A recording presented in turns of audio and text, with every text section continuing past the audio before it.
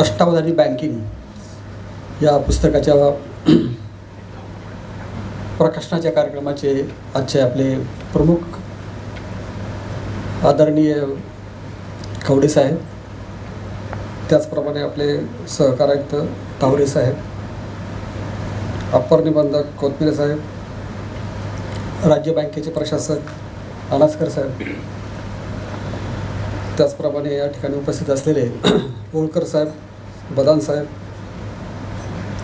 Bank पतसंस्था फेडरेशनचे अध्यक्ष कोयटे साहेब, त्याचप्रमाणे श्री जिजाबा पवार, श्री गोरख चव्हाण, त्याचप्रमाणे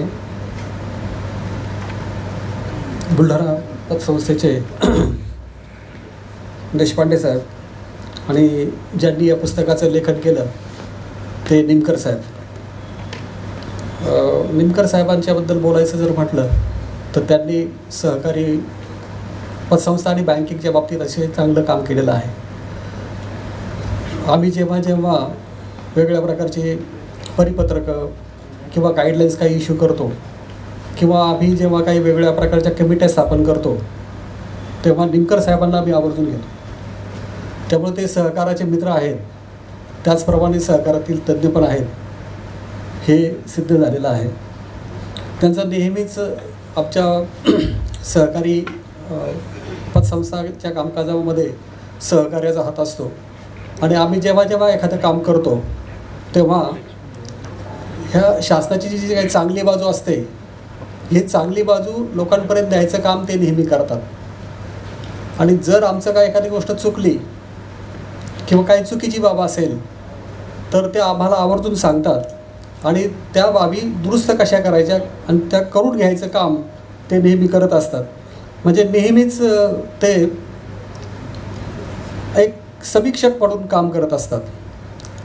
फक्त टीकाकार म्हणून ते कधी काम करत नाही किंवा फक्त तुमच्या वाईट गोष्टी ज्या आहेत, चुका आहेत, त्या फक्त लोकांमध्ये नेऊन सरकारची बदनामी होईल अशा प्रकारचं कधीही काम करत नाही.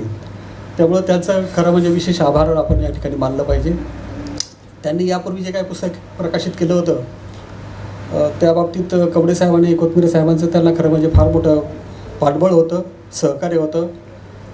बँकिंग संकल्पना ज्या काय होत्या त्या बँकिंग संकल्पना खरं म्हणजे सामान्यातील सामान्य माणसाला समजतील अशा सोप्या भाषेमध्ये त्यांनी त्या मांडलेल्या होत्या आणि ते पुस्तक अतिशय उपयुक्त आहे. त्याचा जर खप पाहिला आपण किंवा त्याची जी काही विक्रीचं त्यांचं जे प्रसिद्धी पाहिली तर खूप अतिशय चांगली आहे.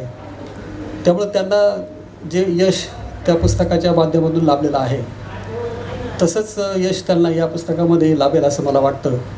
या पुस्तकाचं नाव त्यांनी अष्टावधानी बँकिंग असं ठेवलेलं आहे. अवधान म्हणजे लक्ष केंद्रित करणं, लक्ष देणं. तर बँकिंगमध्ये खरं म्हणजे 10 दिशा आहेत. 10 दिशांचं 10 नावं न ठेवता त्यांनी 8 दिशांचे विचार करून त्याच्यामध्ये 10 दिशा कवर केलेल्या आहेत. त्याच्याबद्दल त्यांनी स्पष्टीकरण केलेलं आहे, ते अतिशय स्तुत्य आहे.